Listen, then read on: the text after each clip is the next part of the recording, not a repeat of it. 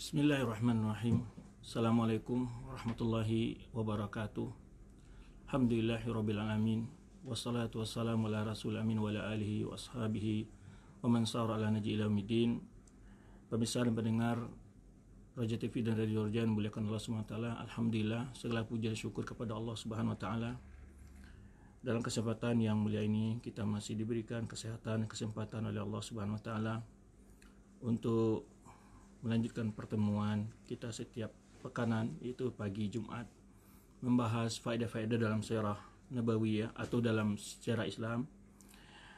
Pada kesempatan ini berhubung karena berkenaan dengan kondisi yang dihadapi oleh semua umat manusia di dunia saat ini, maka edisi khusus kita hari ini tidak melanjutkan pembahasan dulu. InsyaAllah pada pertemuan berikutnya kita akan lanjutkan pembahasan kita tentang sejarah kekhalifahan Bani Abbasiyah, yaitu pada masa kepemimpinan yaitu Muhammad Al-Amin, anak dari Harun Ar-Rasyid.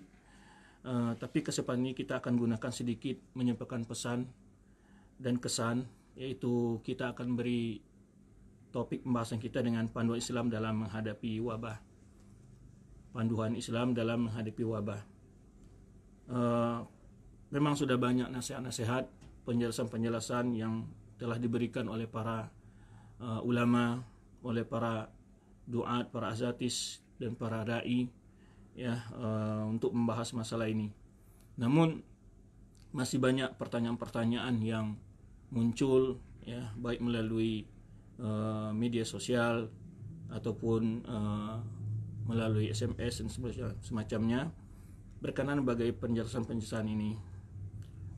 Dengan berulang-ulangnya kita membahas semoga apa yang telah dibahas para ustaz-ustaz yang lain semakin jelas dalam pertemuan kita ini. Kita menambahkan apa yang mungkin belum terbahas ataupun kita memperjelas apa yang telah dibahas. Itu maksud kita menjelaskan ini. Mengingat pesan-pesan ini sangat penting dalam kondisi yang sangat genting bagi bangsa kita saat ini. Maka seharusnya lah para orang-orang yang menyampaikan, memberikan nasihat kepada umat untuk menjelaskan dengan baik sesuai dengan ilmu yang diberikan Allah kepadanya, tentu sesuai dengan panduan yang Allah terangkan dalam Al-Quran maupun yang disampaikan oleh Rasulullah SAW dalam sunnah-sunnahnya beliau yang mulia.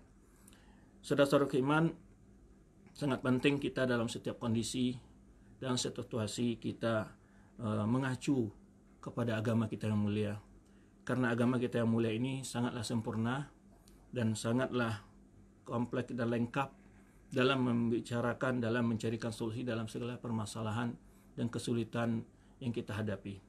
Maka dari itu seorang muslim, apapun yang dia hadapinya, dia hendaknya bertanya dan hendaknya mencari solusi sesuai yang dijelaskan oleh agamanya.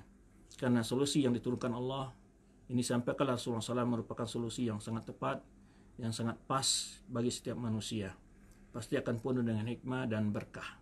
Oleh sebab itu, tidak ada jalan bagi kita untuk menemukan solusi dalam segala kesulitan dan segala kendala dan segala hambatan, kecuali kita mencari melalui panduan-panduan agama kita agar kita selamat dan juga sukses serta mendapatkan solusi yang terbaik, yang tidak membawa masalah solusi yang telah kita tempuh. Ada beberapa hal yang akan kita bahas dalam kesempatan ini, saudara-saudara seiman.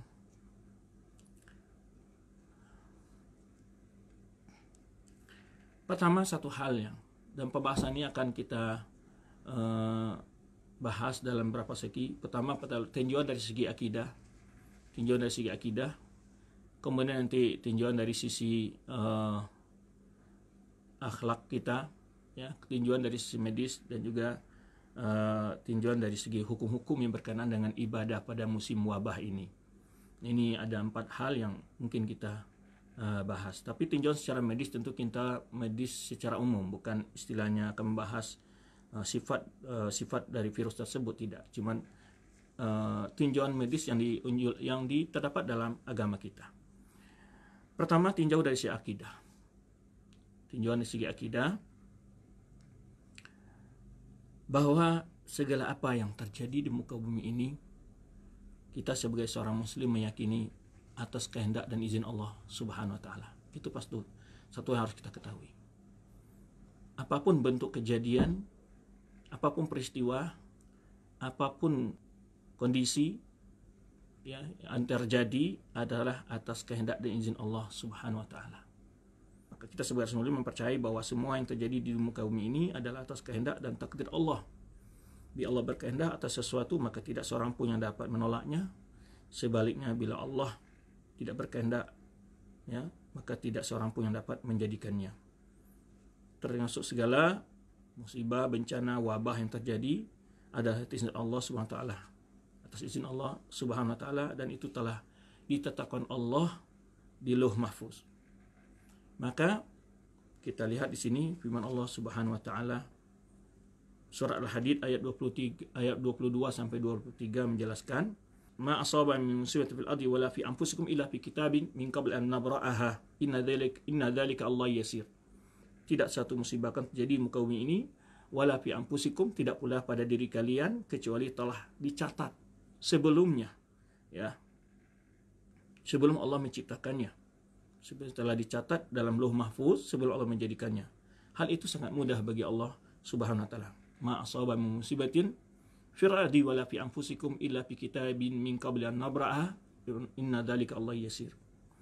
Jadi tidak satu musibah pun terjadi di muka bumi ini, apapun yang terjadi di muka bumi ini, dan tidak pula apa yang menimpa diri kalian illa fi kitabin min qabli an nabra'aha, kecuali itu telah dicatat dalam Lauh Mahfuz sebelum Allah menjadikannya. Inna dzalika Allah yasir. Semua itu atas sangat mudah bagi Allah Subhanahu wa taala. Tujuannya apa? Allah menyebutkan hikmahnya, ada ujian dan cobaan-cobaan, penyakit segala macamnya yang datang, wabah. Likai la ta'sau ala ma fatakum. Nah, jangan kalian terlalu kecewa terhadap apa yang luput dari kalian, wala tafrahu bima atakum, dan kalian tidak terlalu membanggakan apa yang telah kalian dapatkan, ya, dari kemajuan-kemajuan. Wallahu la yuhibbu kulla mukhtalin fakhur. Allah tidak cinta kepada setiap orang-orang yang menyombongkan lagi congkak. Hai yang mulia ini, saudara-saudaraku yang beriman, sebagai kita yang beriman kepada Allah, kepada kitab suci Allah Subhanahu wa taala, kita yakin adanya virus ataupun apapun penyakit yang mewabah adalah atas izin Allah Subhanahu wa taala, dan dia adalah makhluk Allah Subhanahu wa taala yang mampu. Kalau kita yakin demikian, berarti yang mampu melindungi kita, yang mampu menjauhkan kita, yang mampu menyelamatkan kita hanya Allah juga. Ya, jangan seperti ada di sebagian daerah, ya, malah yang terjadi mengumpulkan dukun yang katanya untuk menolak virus corona. Ini satu hal yang aneh, ya, dan ini yang perlu kita perbaiki. Ini tinjauan dari segi akidah, ya, perlunya kita belajar akidah bahwa yang mampu melindungi kita, yang mampu menjauhkan kita dari virus itu hanyalah Allah Subhanahu wa taala. Maka dari itu ketika ulama mencarikan solusi, mencari keselamatan, selalu mengatakan, hendaklah kalian kembali kepada Allah Subhanahu wa taala, memohon perlindungan kepada Allah Subhanahu wa taala. Maka di antaranya para dai, para ustaz kita telah menjelaskan pelindungan ini ada dua bentuk: membaca doa-doa yang bebas, ya, doa-doa yang bebas, ya, seperti doa Allah min'a'udzu minal barasi wal judami wa min sa'il asqami, doa-doa yang bebas, melindungi dari Allah Subhanahu wa taala dari segala keburukan, ya. Atau doa yang khusus seperti yang disebutkan di pagi hari dan sore hari yang harus kita hafal.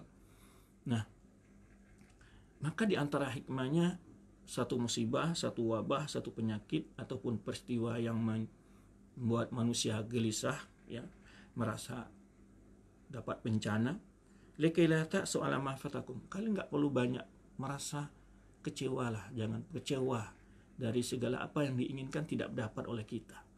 Justru ini sebagai pelajaran bagi kita, ya, jangan kalian terlalu bersedih, ya, atas segala apa yang tidak kalian dapatkan, karena dunia ini singkat, pendek.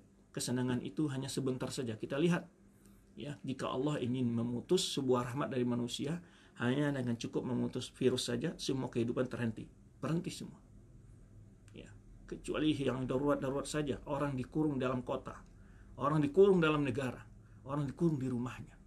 Subhanallah. Jadi subhanallah, ya, penanaman akidah, pesan dari suatu kejadian ini sangat besar kepada diri seorang muslim. Mestinya dia menjadi banget bahwa dirinya ini adalah milik Allah, diatur oleh Allah Subhanahu wa taala. Ya. Jadi janganlah terlalu memandang bahwa segala kemewahan dunia ini yang tidak kita dapat membuat kita kecewa, merasa sedih. Tidak, jangan. Wala tasaw ala ma fatakum. Jangan kalian bersedih, jangan kalian kecewa. Apa yang tidak kalian dapat ini singkat, kalian lihat sebentar saja Allah bisa mencabut dari semua orang nikmat itu. Ya, yang biasanya mungkin orang-orang bahagia, tamasya kemana-mana, berjalan kemana-mana, membeli, makan, belanja di mana-mana, segala apa yang dinikmati, berbuat semena-mena, berbuat sepuasnya hawa nafsunya. Hanya ketika Allah ingin nyetop itu dengan singkat saja. Bukan satu negara, sedunia Allah lakukan. Sedunia Allah. Ya, Allah timpakan sebuah peraturan itu, sebuah musibah itu, sebuah wabah itu. Berhenti semua. Singkat. Mudah bagi Allah semuanya mencabut sebuah nikmat. Kemudian juga kata Allah, wala tafrahu ma'atakum, jangan terlalu sombong kemajuan teknologi yang dibangga-banggakan oleh banyak negara. Ya, kemajuan alat perangkatan perang, angkatan perangnya, tentaranya, pasukannya yang kuat, segala macam, banggakan oleh negara-negara adikuasa, orang-orang negara yang maju. Hari ini takluk dengan sebuah makhluk yang sangat halus tidak terlihat oleh mata. Tunduk, menyerah, tidak bisa berbuat apa-apa mereka. Dengan wajah, peluru kendali, ya, pesawat tempur, segala apapun yang dimiliki, tidak dapat melawan ketika Allah Subhanahu wa taala memberikan sebuah pelajaran kepada umat manusia. Ini meruntuhkan keangkuhan manusia. Meruntuhkan keangkuhan, keegoisan kita, kebanggaan kita kepada kemajuan-kemajuan kita raih.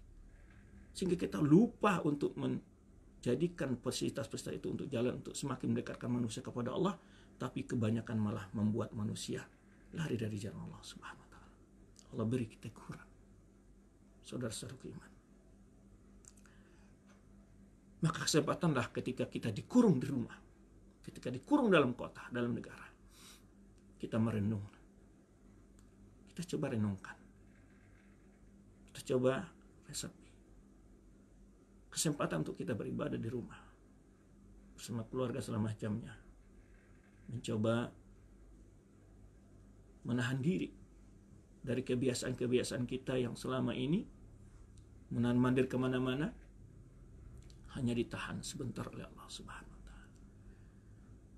Allah ingin melihatkan kepada semua umat manusia bahwa apa yang mereka banggakan dari semua teknologi itu bisa dengan sangat singkat hilang dari tangan mereka. Tidak berarti apa-apa bagi mereka. Saudara-saudaraku seiman, bagi seorang mukmin ini sebuah pelajaran besar. Ya. Kemudian juga firman Allah Subhanahu wa taala menyebutkan dalam surat At-Taghabun ayat 11, "Ma asaba min musibatin illa bi'idznillah." Tidak satu pun musibah, tidak satu pun kejadian di muka bumi ini kecuali dengan izin Allah Subhanahu wa taala. Ya, dengan izin Allah Subhanahu wa taala. Maka oleh sebab itu cara kita untuk mencari solusi ini hanya kembali kepada Allah sesuai dengan tuntunan Allah Subhanahu wa taala. Ya. Dalam hadis juga disebutkan oleh Rasulullah SAW bahwa segala hal yang akan dialami oleh makhluk ini di muka bumi ini telah dicatat di Lauh Mahfuz sebelum ciptakan langit dan bumi, yaitu 50.000 tahun. Wa kataballahu maqadir khalaiq qabla yakhluqa samawati wal ard, ya, bi 50,000 sanah. Hadis riwayat Imam Muslim. Allah telah mencatat segala peristiwa, ketentuan-ketentuan yang akan terjadi bagi makhluk di muka bumi ini sebelum diciptakan langit dan bumi, itu 50.000 tahun. Sudah tercatat bahwa pada tahun 2020 ini akan ada satu wabah yang disebut dengan corona akan menyerang dunia. Sudah ada di Lauh Mahfuz hal itu. Tercatat. Jadi saudara-saudara seiman, yang pertama mantapkan keyakinan kita bahwa semua yang berlaku ini adalah atas kehendak Allah Subhanahu wa taala. Penuh dengan hikmah. Ya, yang harus kita lihat adalah hikmahnya. Dan kemudian saudara-saudara iman, bagaimana ya harus kita lakukan menghadapi peristiwa seperti ini? Ya, tidak lain tidak bukan ya yang dipesankan oleh Allah Subhanahu wa taala, kembali kepada Allah, menyadari diri kita. Karena Allah pasti akan menguji kita. Ya. Akan menguji kita. Ini untuk ujian bagi orang beriman. Nah, ini poin yang kedua adalah bahwa ini ada ujian bagi orang beriman. Makanya ketika Rasulullah SAW menyebutkan tentang ta'un, bahwa ta'un itu dikirim oleh Allah SWT kepada umat Bani Israel sebagai azab bagi mereka, tetapi rahmat dan ampunan bagi orang beriman. Orang-orang beriman yang hadapi dengan kesabaran. Jadi makanya dalam hadis kita semua sudah sering dibacakan oleh ustaz-ustaz kita, ya kan, ajam li amri mu'min, sungguh mengagumkan urusan seorang orang beriman itu gimana? Tidak, ya, in asabahu sarra fasyakara fakana khairlah. Jika dia mendapat kebaikan, dia bersyukur, baik baginya. Wa in asabat darra sabara fakana khairlah. Jika dia timpa oleh musibah, kesulitan, wabah, penyakit, dia sabar, itu baik baginya. Jadi makanya orang-orang beriman apapun kondisi menguntungkan bagi dia sebenarnya. Menguntungkan bagi dia sebenarnya. Jika dia tidak dapat mencapai surga Allah dengan ketaatan yang luar biasa, dia dapat surga Allah dengan dihapusnya dosa-dosanya dan tingkatkan kedudukan insya Allah dengan menipatkan musibah. Subhanallah. Maka Allah di balik ini kita melihat ini adalah di sisi adalah kebaikan bagi orang-orang yang bersabar tentunya. Maka Allah Subhanahu wa taala tegaskan firman-Nya dalam surah Al-Baqarah yang kita semua sudah sering mendengar juga, ya kan? Surat Al-Baqarah ayat 155 sampai 157. Wa nabluwannakum bi syai'in minal khawfi wal ju'i wa naqsin minal amwali wal anfusi was samarat basyirus sabirin.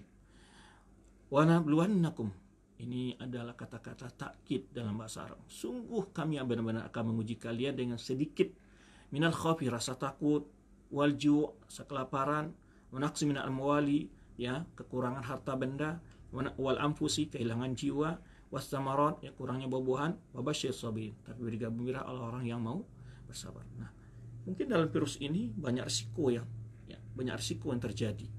Sehingga ketika ada lockdown di sebuah negara, sebuah daerah, bahkan ada negara yang takut ekonominya anjlok, terjadi berbagai kesulitan, ya Allah sebutkan di sini, Allah sungguh akan menguji kalian dengan sedikit, gak lama-lama, tidak berpuluh-puluh tahun, bisyai'in, dengan sedikit saja, rasa takut. Ya, dalam virus corona ini barangkali terdapat kondisi ini, ya, rasa takut. Tapi rasa takut yang bagaimana? Rasa takut yang membawa orang untuk sadar dirinya, bertobat kepada Allah, bersabar dalam menghadapi cobaan Allah, kemudian diiringi dengan amal soleh. Bukan hanya sekedar keluh kesah takut begitu saja, tidak ada artinya hanya sekedar takut tanpa kembali kepada Sang Pencipta, kembali kepada Pencipta kita, kembali kepada yang memberi kita rezeki, memberi kita hidup, dan yang akan mematikan kita. Maka sedikit kata Allah rasa takut, ya, rasa lapar, ya, sedikit rasa lapar yang mungkin akan ada di antara sebagian saudara-saudara kita dengan kejadian ini akan mengalami kondisi ini, ya, kurangnya harta, ya, atau kehilangan jiwa juga dengan adanya kejadian musibah wabah ini, ya, juga banyak yang kehilangan jiwa, ya, terus wasamarat, kurang buah-buahan. Tapi kata Allah Subhanahu wa taala, hadapi dengan kesabaran. Kuncinya kesabaran. Kita mencak, kita berteriak, kita apapun kita lakukan tidak akan menyelesaikan masalah. Tapi yang menyelesaikan masalah adalah sabar. Ini konsep agama, tuntunan agama kita. Itu yang harus kita ikuti, sabar.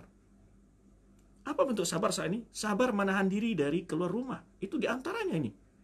Karena memang salah satu solusi yang telah dijelaskan oleh Pak ahli medis yang pakar dalam masa ini, tidak ada cara lain untuk menghentikan rantai penyebarannya kecuali dengan menahan diri di rumah. Ya, baik yang belum terpapar, baik yang belum terinfeksi, belum kena, ataupun yang sudah menahan diri. Itu kuncinya. Maka sudah dibuktikan dalam beberapa negara mereka berhasil mengendalikan itu dengan cara apa? Nah, ini sabar nggak kita ini menahan nafsu untuk keluar ini? Cukupkan dengan bekal yang ada di rumah dulu, yang terlalu banyak sering keluar. Kalau keluar dihindari tempat-tempat yang akan sifatnya bersentuhan keramaian dan segala macam. Mana di salah satu kesabaran di sini. Ya, walaupun dalam biasanya mungkin disarankan oleh para sahabat sabar dalam meninggalkan maksiat, sabar buat ketaatan, sabar dari menerima cobaan. Nah, di antara di sini sabar menahan diri ini. Ya, sabar lisannya daripada berkeluh kesah, ya, sabar lisannya dari membuat fitnah, sabar lisannya atau tangannya atau hatinya, pikirannya dari membuat hak, buat berita-berita palsu, segala macamnya, membuat orang semakin galau, membuat orang semakin takut. Jangan hindari itu, hindari, sabar, tahan dirimu, Banyak sekali hawa nafsu yang juga muncul walau kita tidak sempat keluar nih, ya. Tetapi juga di melalui media sosial ada orang yang tidak sabar. Ya. Nah, perlu menahan diri di sini. Siapakah orang-orang yang sabar itu? Alladzina idza asabat musibatun qalu ya inna lillahi wa inna ilaihi raji'un. Pertama, kata Allah, tuntunan mereka itulah menyadari mereka yang telah mendapat musibah, mereka benar berkata secara lisan maupun hati mereka menjelaskan, secara lisan dijelaskan, dipahami, diyakini, kami ini milik Allah dan kepadanya lah kami kembali. Kita ini milik Allah, Allah yang memiliki kita, yang mengatur kita, segala hidup kita. Kemudian ingat akan hari akhirat, ingat akan balasan. Maka orang-orang yang mukmin, dia tidak memandang dunia ini sebagai tempat yang sudah finish, ya, finishnya di akhirat. Jadi mati karena virus corona bukan finish hidup kita, adalah akan diawali sebuah hidup yang panjang, tidak ada akhirnya, itu hari akhir. Maka dari itu saudara-saudaraku, yang perlu dipersiapkan adalah ketika sadar kita ini milik Allah, akan diuji, diberi nikmat segala macam Allah. Dan ketika kita dalam diuji dengan nikmat atau diuji dengan musibah, itu akan dinilai siapa yang lulus. Maka wa ilaihi mada? Wa inna ilaihi raji'un. Dan kepadanya kita akan kembali, dilihat gimana kita ketika menghadapi musibah atau wabah ini. Kalau mereka bersabar, mereka menyadarkan diri mereka, benar-benar menyadari kebesaran Allah Subhanahu wa taala. Allah janji ulaika alaihim salatu min rabbihim wa rahmah wa ulaikumul muhtadun. Mereka itu akan diberi karunia dan rahmat dari Tuhan mereka. Dan itulah mereka orang yang dapat petunjuk. Yang dari petunjuk, yang mau mendapat petunjuk dalam hidup mereka di dunia ini, ya, kemudian juga mendapat petunjuk kebahagiaan ketika menjawab pertanyaan malaikat di kubur, ataupun ketika mendapat petunjuk bagaimana mereka selamat dari api neraka di akhir kelak. Saudara-saudaraku seiman, maka mari benar-benar menahan diri. Salah satu konsep yang sudah disepakati oleh semua ahli medis di dunia, kuncinya hanya mampu memutus rantai dari penyebaran virus ini. Maka tahan diri Anda, anak keluarga Anda, ya, anggota keluarga Anda, untuk tidak banyak keluar, ya, kalau tidak penting, kalau tidak darurat, ya. Taib. Itu yang kedua. Solusi yang pertama adalah tadi kita katakan menyadari semua ini adalah atas kehendak Allah. Yang kedua apa? Sabar. Yang ketiga apa? Kita adalah, ya, mengintrospeksi diri. Tidak terjadi sebuah bencana, wabah, musibah apapun, kecuali adalah efek daripada tindak tanduk manusia itu sendiri. Karena Allah sebutkan dalam firman-Nya surat Syuara, ya, surat Syura ayat 30, "Wa ma asabakum min musibatin fabima kasabat aydikum wa ya'fu an katsir." Tidak satu musibah pun yang menimpa kalian kecuali itu adalah akibat ulah tangan kalian sendiri, kata Allah. Dan Allah mengampuni, memaafkan banyak sekali dari tindak tanduk perbuatan kalian itu.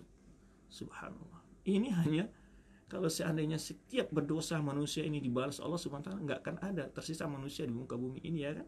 Tapi Allah Subhanahu wa taala tangguhkan, Allah bukakan kesempatan mereka untuk bertobat, untuk mencari kebenaran, untuk kembali kepada jalan yang benar. Nah, maka Allah katakan dalam surat Syura ayat 30 tadi, "Wa ma asabakum min musibatin fabima kasabat aydikum wa ya'fu an katsir." Tidak satu musibah pun yang menimpamu kecuali akibat dari tingkah tangan, perbuatan tanganmu, dari tipu sikap kamu, tingkah lakumu, wahai manusia. Wa ya'fu an katsir. Allah sangat memaafkan sekali banyak perkara-perkara dosa kita ini. Ya, Allah maafkan banyak dari sikap tingkah laku, perbuatan tangan kalian menyebutkan kerusakan di muka bumi ini. Maka dalam ayat lain, zaharal fasadu fil barri wal bahri bima kasabat aydin nas. Ya, telah jelas sekali kerusakan nyata di muka bumi, di laut, dimanapun. Ya, maka Allah rasakan sedikit dari akibat perbuatan mereka agar mereka kembali. Maka dulu pernah kita sebutkan, kita ayat-ayat syar'iyah tidak mampu lagi menyadarkan manusia, datanglah ayat kauniyah.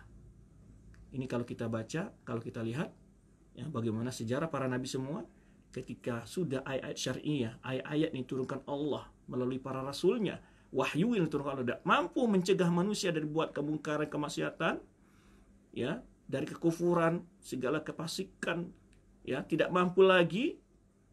Berbicaralah ayat kauniyah. Di kaum Nabi Nuh datang banjir yang luar biasa menenggelamkan dunia saat itu. Ya, di masa kaum Samud dihancurkannya bumi mereka. Kaum Lut dibalikkannya tempat tinggal mereka. Kaum Fir'aun diuji dengan banyak sekali, di antaranya ada dengan apa? Kutu, ya, belalang, ru'af, kemudian darah keluar dan kodok segala macam. Allah munculkan ayat-ayat kauniyah untuk mereka kembali kepada Allah Subhanahu wa taala. Gempa, tsunami, dan segala macam bentuk ayat-ayat kauniyah. Ya. Dan itu adalah tentara-tentara Allah. Wa ma ya'lamu junuda rabbika illa hu. Tidak ada yang tahu ya, jumlah tentara Allah itu kecuali Dia.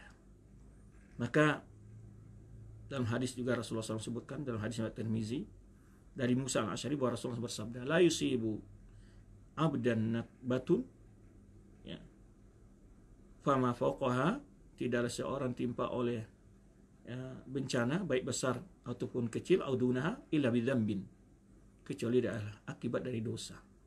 Wa ma ya'fullahu anhu aktsar, ya, apa yang Allah ya maafkan jauh lebih banyak, yang Allah ampuni. Lalu Rasulullah membaca ayat yang kita sebutkan tadi, surah 30, wa ma asabakum min musibatin fabima kasabat aydikum, tidaklah satu musibah pun yang menimpa kalian kecuali akibat dari tangan perbuatan kalian, ya, perbuatan tangan kalian, wa ya'fu an katsir, dan Allah memaafkan sangat banyak sekali dari kesalahan-kesalahan dan dosa-dosa kalian itu. Tidak langsung Allah beri azab dan iqab. Nah, ini ketiga. Maka ketika kita tidak bisa keluar sekarang di rumah kita tidak bisa sholat berjamaah, tidak bisa sholat Jumat, maka saatnya kita untuk memperbaiki keluarga kita, membaca Al-Quran bersama, sholat berjamaah di dalam keluarga, yang membaca-baca buku agama, mendidik anak kita. Kesempatan barangkali banyak hikmah sebetulnya balik ini. Saatnya kita merasakan keluarga kita, merasakan keberadaan kita di rumah. Saat kita untuk berbicara ya tentang bagaimana harus mengambil pelajaran dari semua. Subhanallah. Ya, mungkin istri yang biasa keluyuran ke mall kemana-mana, hari ini Allah tahan langkahnya, bahwa dia tidak mati kalau tidak keluar dari rumah, itu maksudnya begitu. Ya, bahwa Rasulullah mengatakan bahwa sebaik-baik wanita lebih banyak di rumah. Tapi wanita-wanita ketika sudah tidak bisa ditahan ya dengan nasihat-nasihat, Allah tahan dengan salah satu virus corona. Ya, ini pelajaran besar, banyak sekali sebetulnya jika kita renungkan dari hikmah pelajaran yang dibalik ini semua. Wahai saudara-saudaraku seiman, ya, banyak sekali, luar biasa. Ya, ketika kita merenung di rumah, saat qiyamul lail, saat sujud, ya, pasti kita merasakan ya, bagaimana saudara-saudara kita yang biasa kita temui di masjid, bagi kita yang terbiasa ke masjid, hari ini tidak bisa berjumpa. Para ustadz yang biasanya punya jadwal berjumpa dengan jemaah, ya, hari ini tidak bisa. Pelajaran luar biasa menyadarkan diri kita. Kalau di dunia ini kita sudah saling menjauh hanya karena corona, bagaimana nanti ketika kita di akhirat yang Allah kisahkan dalam surat Abasa, ayah menjauh, ya, anak menjauh dari orang tuanya, orang tua menjauh dari anaknya, istri menjauh dari suami, suami menjauh dari. Perenungan yang luar biasa. Jika kita panjang merenung, sungguh benar-benar kita tunduk kepada kebesaran Allah Subhanahu wa taala. Tidak ada jalan bagi kita kecuali hanya mohon taubat kepada Allah Subhanahu wa taala. Ya. Baik, itu 3 poin yang ingin kita bahas sedikit. Kemudian kita akan sebutkan di sini tuntunan agama juga kita hadis-hadis Rasulullah SAW berkenaan dengan ini. Pertama, hadis yang Bukhari dan Muslim. Nasihat Rasulullah SAW bagaimana menyikapi jika ada wabah. La yuridanna mumridun ala musihhin. Jangan sampai orang yang punya penyakit itu masuk ke bagian orang-orang yang sehat. Nah, ini diantara konsep yang sudah ada dalam agama kita yang sekarang disebut dengan karantina ataupun apapun istilahnya. Agama kita telah dahulu, maka satu pelajaran yang sangat dalam adalah meyakini kebenaran Islam ini dalam segala sisi. Meyakini kebenaran Islam ini segala sisi, ikhwan. Saudara-saudaraku, Islam lengkap. Belum ada virus corona, rumus-rumus untuk mengantisipasi apapun sudah ada dalam ajaran agama kita. Cuman kita tinggal mendalami, mempelajarinya. Rasulullah jangan sampai ya dimasukkan, kalau ini maksudnya ada binatang yang penyakit, binatang yang tidak berpenyakit, atau manusia semacam Yang sakit jangan dicampurkan pada yang sehat, itu bahasanya. Nah, di sini ada pelajaran ya dalam kondisi kita sekarang ini. Kan salah satu cara untuk meredahnya virus ini ada yang memutus rantai penyebarannya. Maka jangan sampai ada semacam pemikiran dari kita, oh saya badan saya sehat, saya kan tidak masalah. Jadi perlu dia pergi kemana-mana umpamanya. Ini bukan solusi. Kita hanya harus ada kerjasama menahan diri semua. Kenapa? Karena para ahli medis menjelaskan orang-orang yang terinfeksi virus ini tidak otomatis kalau dia memiliki tahan tubuh yang kuat, ya, daya tahan tubuh yang kuat, ya, dia tidak otomatis sakit, tetapi dia punya potensi untuk menyebarkan. Maka dia wajib menahan diri juga di rumah. Ya, kalau dia keluar kemudian menyebarkan kepada orang lain dan orang lain terkena, ya, dia sudah melakukan suatu kesalahan dan dosa sebetulnya. Telah menyakiti maupun penyakit kepada saudara-saudara seiman. Maka dari itu ulama sedunia dari berbagai pada negara telah menjelaskan, membolehkan meninggalkan sholat berjamaah dan sholat Jumat. Bayangkan itu. Karena mereka memang berdasarkan informasi yang jelas dari ahli-ahli medis yang pakar, mereka tahu dan ini ada dasarnya dalam agama. Yang anehnya hari-hari ini, sebagian kita yang kurang iman, yang kurang berilmu, yang malah menyalah-nyalakan Allah. Masa takut kepada virus daripada Allah? Bukan, ini peraturan agama, Allah yang beri aturan ketika itu. Ya, Rasulullah SAW menjelaskan masalah ini, mewahyukan kepada Rasulullah SAW. Ya, ini bukan berarti kita menghindar dari sebab-sebab yang membahayakan. Berupaya itu bukan satu cara atau hal yang telah mengurangi tauhid seorang dalam bertawakal kepada Allah. Tidak. Ini. Rasulullah mengajarkan kita tawakal, Rasulullah juga mengatakan kepada kita hal yang sama ini. Maka oleh itu konsep Ahlussunnah dalam memahami dalil-dalil agama itu digabung, tidak diambil satu pihak saja, tapi digabung dalil-dalil itu semua bagaimana memahaminya. Rasulullah memintakan kita tawakal, Allah mintakan tawakal, dan Allah juga mewahyukan pada Rasul untuk menyampaikan perkataan ini. Jangan kalian campurkan orang yang sakit dengan orang yang sehat. Betulnya penyakit yang menular masuk di sini, ya, penyakit yang menular tentunya yang dijelaskan oleh para ulama menjelaskan hadis ini. Maka dari itu sudah jelas ini konsep dijelaskan agama kita. Nah, taib. Hadis ini akan Imam Bukhari dan Muslim. Jadi oleh sebab itu ya, kita harus bersabar menahan diri, ya, jangan karena kita merasa belum ini, ya, boleh saja dia belum, tapi ketika dia keluar bisa kena. Oh, boleh saja dia kena tapi belum sakit, tapi dia berpotensi untuk menyebarkan kepada orang lain.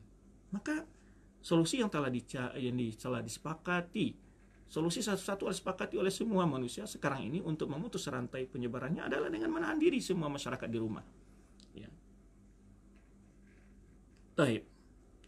Dalam hadis Bukhari Muslim juga Rasulullah menyebutkan di sini, la adwa wala tiyarata wala hamata wala safar wa firra minal majdumi kama tafir minal asad.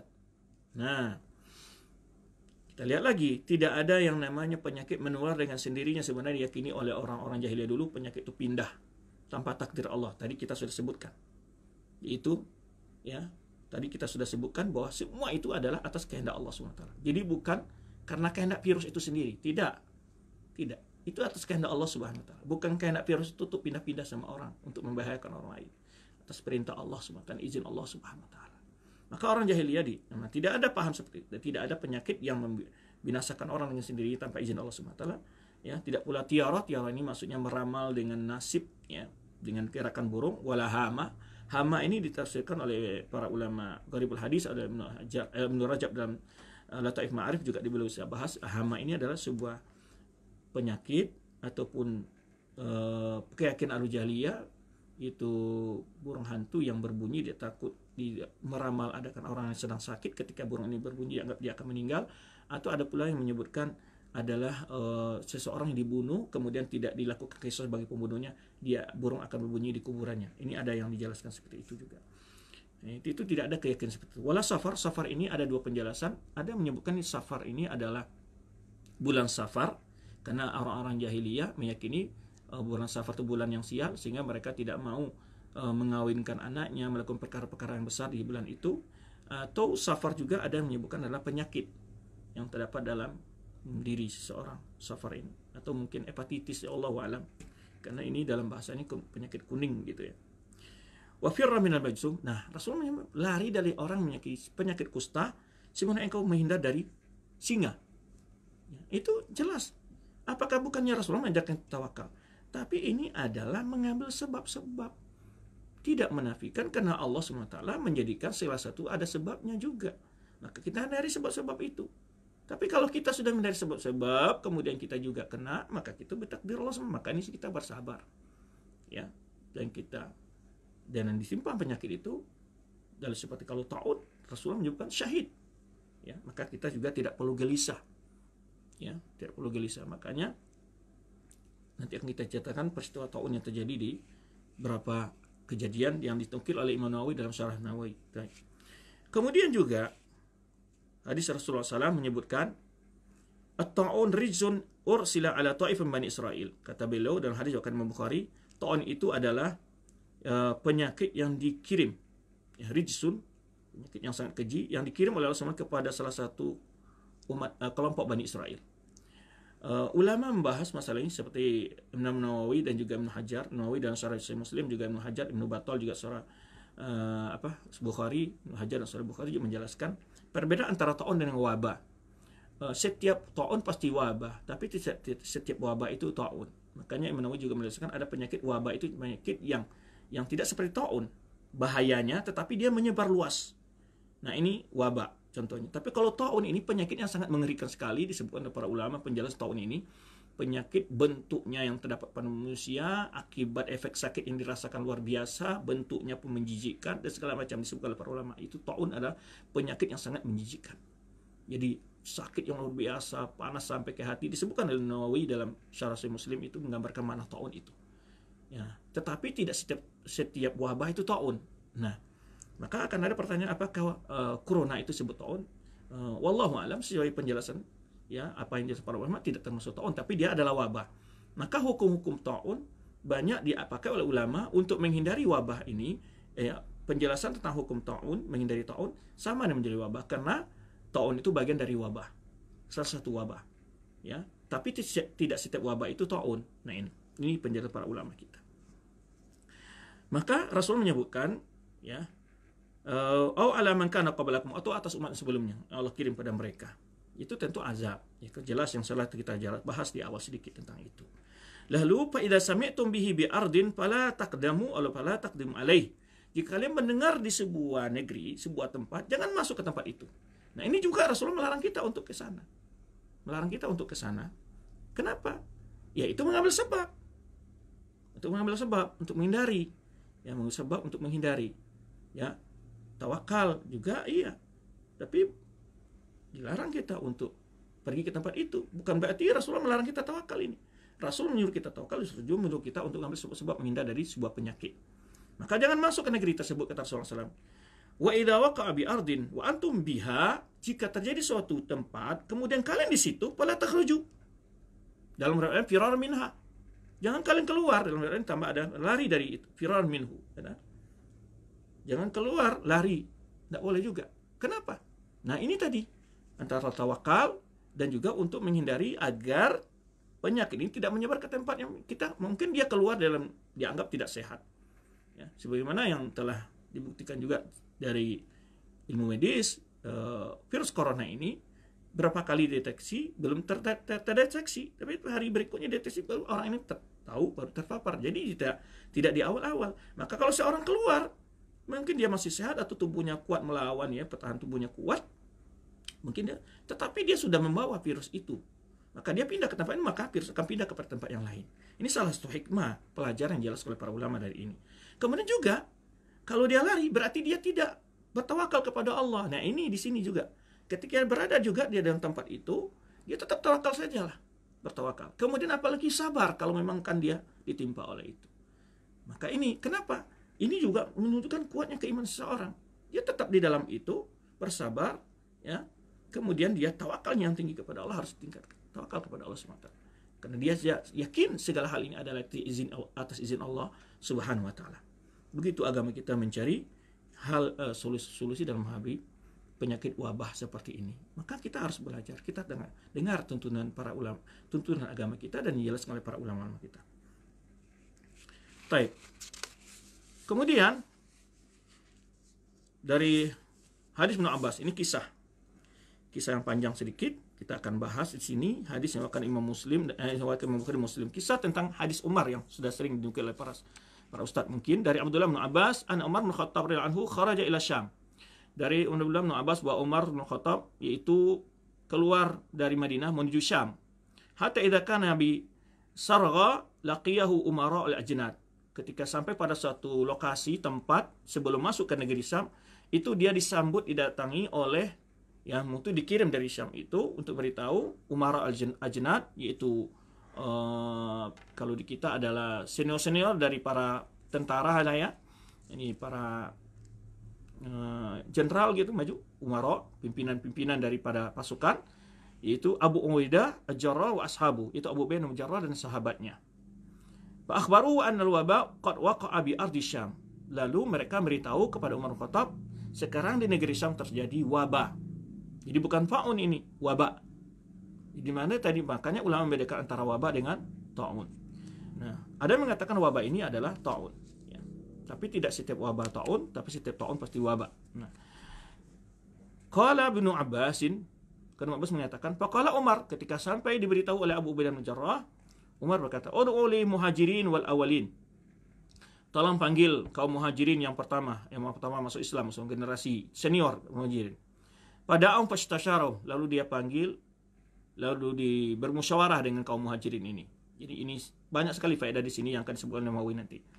Kemudian setelah bermusyawarah dan beritahu kepada kaum muhajirin yang senior ini bahwa di Syam terjadi wabah, fakhtalafu, berbeda pendapat.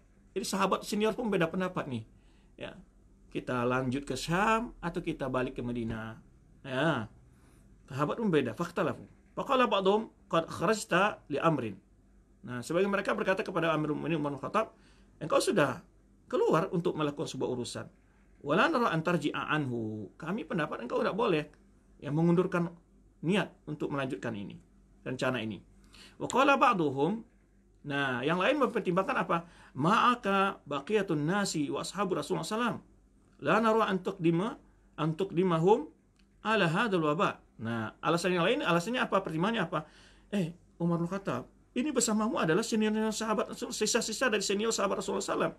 Maka baqiyatun nas wa ashabu Rasulullah. Ini ya, sahabat-sahabat senior, sahabat-sahabat yang alim, para fuqaha yang besar-besar ini bersama kamu ini, para senior sahabat. Jadi jangan engkau bawa mereka itu untuk masuk ke dalam wabah ini. Ya, kalau meninggal, ya banyak ulama yang meninggal nanti, gitu kan, kalau ditimpa oleh wabah ini.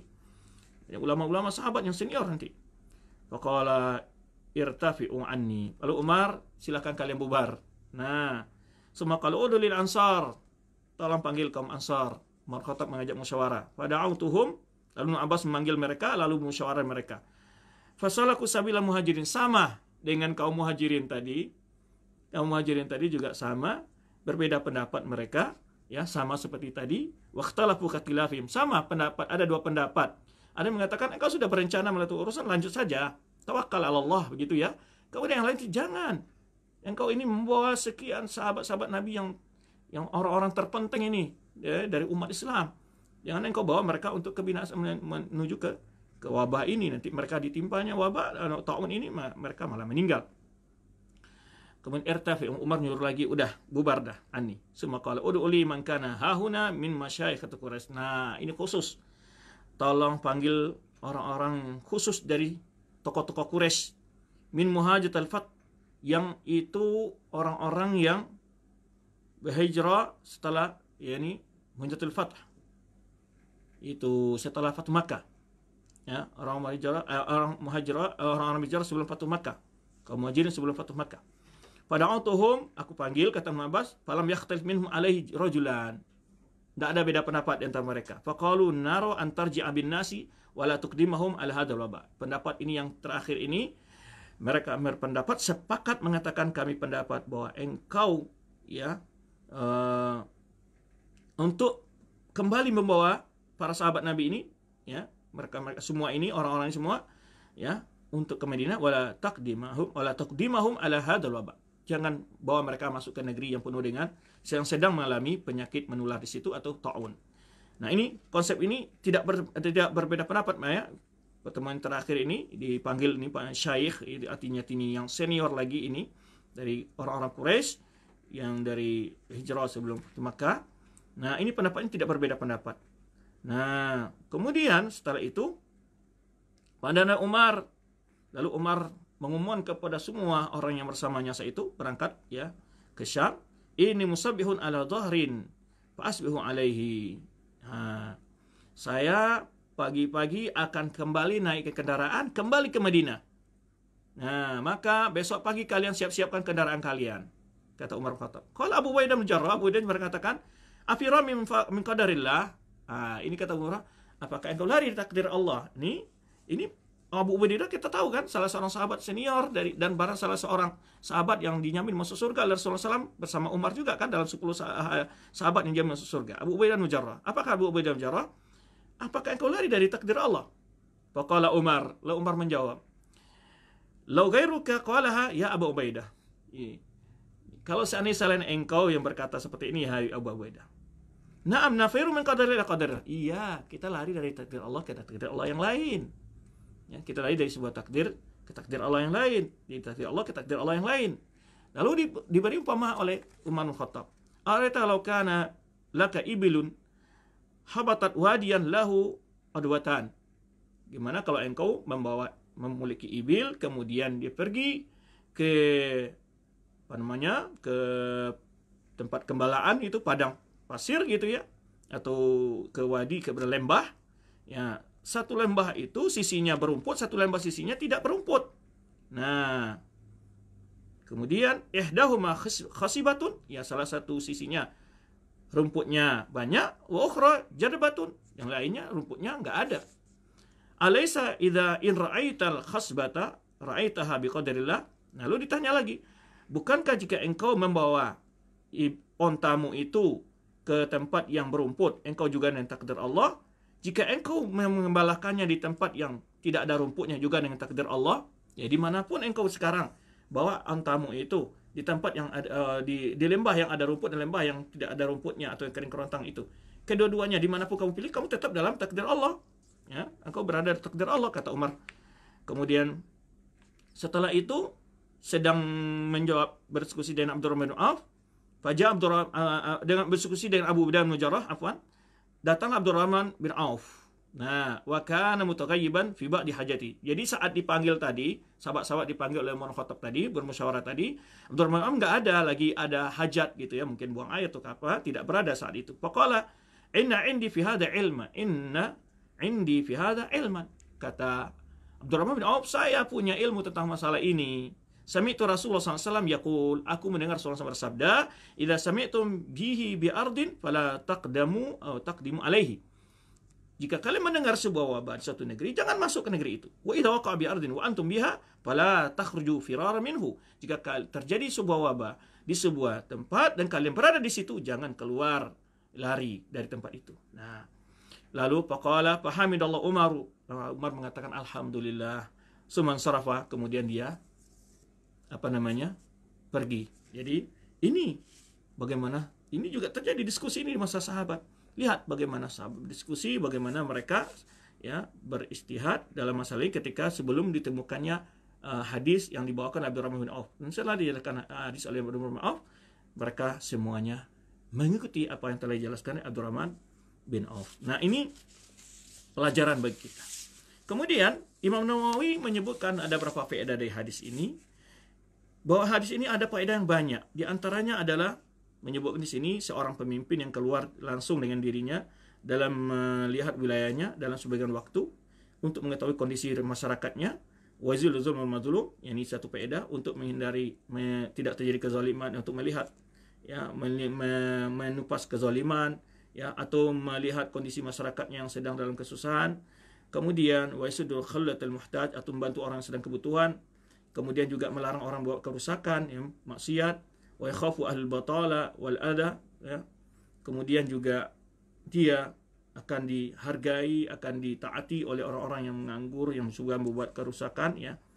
Kemudian juga di antara faedahnya di sini disebutkan juga wa minha, ya, talaqul umara wujuhun nas imam inda qudumihi. Nah, bolehnya tokoh-tokoh sebuah negeri, menyambut kedatangan dari sebuah orang pemimpin gitu, datang tentara pasukan, pimpinan pasukan dari Syam untuk menyambut Umar dan memberitahu kepada mereka apa yang terjadi di negeri mereka. Jadi artinya memberitahu kondisi yang ada di negeri ini sebelum masuk khalifah yang tadi, pimpin tentara yang ada pasukan tadi datang beritahu, ya, baik apa yang terjadi, baik apa kebaikan, kondisi yang sedang ada, kebaikan, keburukan, atau wabah dan lain segala macamnya, ya, atau kondisi ekonomi segala macam beritahu dulu. Wa minha, di antara faedah juga istihbabu musyawaratu ahli ilmi wa ra'yi fil umur hadithah. Nah, ini faedah yang pentingnya adalah itu dianjurkannya untuk bermusyawarah dengan orang-orang berilmu, orang yang ahli, ya, dalam terjadinya peristiwa-peristiwa yang terbaru gitu ya, peristiwa-peristiwa yang sedang terjadi sangat baru ya, yang membutuhkan penjelasan yang lebih lengkap. Maka peristiwa-peristiwa terjadi seperti ini butuh untuk dimusyawarahkan dengan orang-orang ahli ilmi. Nah, ini juga petunjuk bagi para pemimpin untuk selalu banyak memanggil para pakar baik agama maupun ahli medis dalam masalah khusus kita sekarang ini untuk mencarikan solusi, melibatkan mereka, ya. Alhamdulillah itu ada terjadi, di mana MUI kita juga secara khusus negara kita, MUI juga sudah mengeluarkan fatwa yang jelas, ya. Begitu juga para ulama-ulama di negara lain sudah senada dengan fatwa-fatwa para ulama negara lainnya, ya.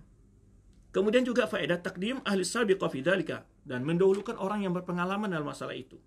Nah, ini pada Umar memanggil tadi kan, tidak semua sahabat dipanggil terlebih dahulu, dipanggil yang lebih senior, kemudian senior begitu. Kemudian menunjukkan manusia pada posisi mereka yang sepantasnya. Tadi ya, takdim al-fadl, mendahulukan orang yang lebih senior ya di yang lainnya, dan menjadikan mereka ya wabtida'abihim fil makarim, ya, mendahulukan mereka dalam hal perkara yang mulia. Ini adab-adab. Ya, jangan, makanya seorang dai, seorang apapun, ya, juga kita harus mengerti hal seperti ini. Jadi juga para jamaah, kepada siapa kita harus bertanya dalam perkara-perkara seperti ini. Jangan semua ustadz ditanya. Ya, tanyalah pada ustadz-ustadz yang lebih tua ilmunya, yang lebih tua umurnya. Nah, itu maksudnya sebagai itu. Maka Umar saja tidak semua orang, padahal dia punya orang berilmu, tapi dipanggil sahabat ini dulu, kemudian ya didudukkan mereka sesuai dengan posisi keilmuan mereka. Nah, takdim al-fadl ala ghairihim tidak bihim fil makarim. Wa minha jawaz istiya' fil huruf. Kemudian adanya beristiak di sini. Nah, ini berapa faedah yang terdapat dalam hadis tadi. Tapi tadi sudah kita jelaskan, dari hadis itu sudah jelas sekali bagaimana bahwa menghindari tempat terjadi wabah tidaklah merupakan lari dari sebuah takdir Allah atau tidak bertawakal kepada Allah, sebenarnya yang dipahami oleh sebagian saudara-saudara kita. Nah, di sini Imam Muslim merentet sedikit cerita ta'un. Awal ta'un kana fil Islam ta'un amwas. Nah, ini yang disebutkan kisah Umar bin Khattab ini. Kata Imam Nawawi, ta'un yang pertama terjadi di negeri Islam adalah yaitu ta'un amwas, yaitu terjadi di Syam pada zaman Umar bin Khattab, ya. Yang mana di dalam kejadian ini meninggalnya Abu Ubaidah bin Jarrah dan Mu'adz bin Jabal. Jadi sebab ta'un ini meninggal dua orang sahabat yang senior, yaitu Abu Ubaidah bin Jarrah dan Mu'adz bin Jabal, wa imra'atahu, dan kedua istri mereka, wa abnuhu radhiyallahu anhum, dan juga anak mereka, ya. Summal Jarif, ada namanya ta'un Jarif dari zaman Zubair ibnu Zubair, Abdullah bin Zubair. Kemudian ta'un al-fatayat li'anhu bada'a fil udhara, ya, azari. Jadi ada namanya ta'un fatayat, ya, karena mulai daripada anak-anak gadis yang kena, wal jawazi. Itu di Basrah dan di Wasit, di negeri Baghdad sana, di Irak, di Syam dan di Kufa. Wa kana al-hajjaj yawma idzin, ya, saat pemerintahan Hajjaj bin Yusuf. Yang menjadi gubernur di situ adalah Hajjaj bin Yusuf di masa pemerintahan Abdul Malik bin Marwan, ya. Dan juga disebut kata beliau ta'un asyraf, yakni lima mata fihi minal asyraf, karena banyaknya orang-orang yang berilmu meninggal ketika di tahun itu. Semua ta'un Adi bin Arta'ah, itu disebut Adi bin Arta'ah, itu pada tahun 100 Hijriah. Kemudian ta'un Ghurab ini gagak, ya. Ta'un gagak, nggak tahu kenapa dinamakan begitu, pada tahun yaitu 127 Hijriah, yaitu Ghurabu rajulun, ini namanya Ghurabun rajulun. Ghurab ini katanya nama seseorang. Semua ta'un Muslim bin Qutaibah. Muslim bin Qutaibah dinamakan di situ karena dia meninggal pada saat tahun ini. Itu tahun 131 Hijriah di bulan Sya'ban dan bulan Ramadan. Kemudian berhenti di bulan Syawal, kata beliau, dan disinilah matinya seorang tabi'in Ayub As-Sikhtiyani. Walam yaqa' bil Madinah, tapi di Madinah maka enggak masuk ta'un, sebenarnya disebut dalam hadis lain. Ini yang dijelaskan Ibnu Qutaibah. Wa qala Abu Hasan Al-Madaini kana ta'in masyhura 'idham fil Islam khamsah. Jadi disebutkan di sini Abu Hasan Al-Madaini menjelaskan ta'un itu ada 5 ta'un yang terbesar. Peristiwanya terbesar di dalam Islam ini yaitu ta'un Shirawayh bil Madain di kota Madain di masa Nabi SAW kata beliau yaitu tahun 6 Hijriah. Kemudian ta'un Amwas di zaman Umar Khattab itu di Syam, yang dimana saat tahun Amwas ini kata beliau mati sekitar 25.000 jiwa. Jadi 25.000 jiwa korban di masa tahun Amwas itu. Kemudian tahun Jarif yang tadi kita sebutkan di masa Abdullah bin Zubair, yaitu di bulan Syawal tahun 69 Hijriah, di mana tahun ini memakan jiwa sekitar yaitu salah satu samanuna yaitu sekitar yaitu sekitar 3 hari. Dalam setiap hari itu meninggal 70.000 jiwa. Setiap hari 70.000 jiwa, bayangkan. Ya. Dan yang meninggal dalam peristiwa ini adalah Anas bin Malik, seorang sahabat Nabi SAW. Ya, Anas bin Malik SAW, ya. Kemudian Anas bin Malik ini meninggal anaknya saat ta'un ini berapa? Ada menyebutkan 83 orang anaknya, ada yang menyebutkan 73. Kan Anas bin Malik terkenal dia punya anak yang jumlahnya banyak, lebih 100, ya kan? Dan mendoakan dari Rasulullah SAW punya anak, dan punya anak 100 kalau nggak salah atau lebih. Ya, di dalam saat ta'un ini kita melihat bagaimana beratnya ya. Dia meninggal juga anaknya sekitar 73 orang atau 83 orang anaknya meninggal. Anaknya Anas bin Malik. Kemudian mata dari apa disebutkan wa mata li Abdurrahman Abi Bakrah arba'una ibnan. Abdurrahman bin Abi Bakrah itu meninggal sekitar 40 orang anaknya. Jadi kita lihat juga para sepuh soleh anaknya juga luar biasa, luarnya banyak ya. Abdurrahman bin Abi Bakrah ini meninggal sekitar 40 orang anaknya meninggal saat itu. Subhanallah ya. Kita tadi kan bicara masalah sabar ya. Bicara masalah sabar, bagaimana hadapi musibah ini dengan takdir Allah segala macamnya. Coba lihat. Anas bin Malik, ya ada yang menyebutkan riwayat korban gara-gara ta'un itu, ada yang menyebutkan 83 orang dari anaknya, ada yang menyebutkan 73 orang. Abdurrahman bin Abi Bakrah menyebutkan ada 40 orang anaknya yang meninggal. Kemudian ta'un Fatayat tadi di bulan Syawal, ini bulan Syawal tahun 87 Hijriah, kemudian ta'un dalam pada tahun 131 Hijriah, itu pada bulan Rajab, dan lebih menular besar lagi pada bulan Ramadan.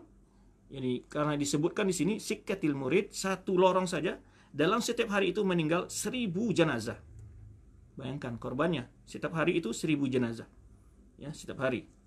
Summa khafa fi Syawal, kemudian mereda di bulan Syawal.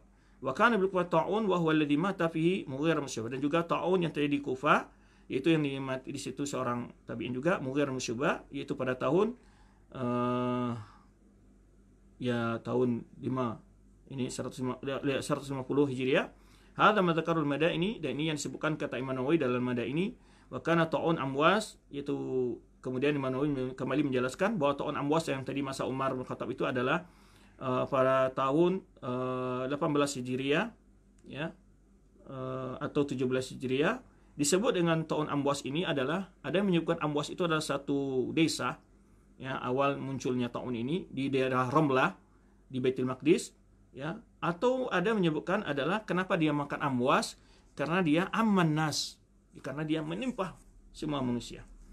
Nah, ini saudara-saudaraku seiman, sedikit peristiwa-peristiwa wabah ataupun ta'un ya, yang terjadi dalam sejarah Islam maupun bagaimana kita menyikapinya.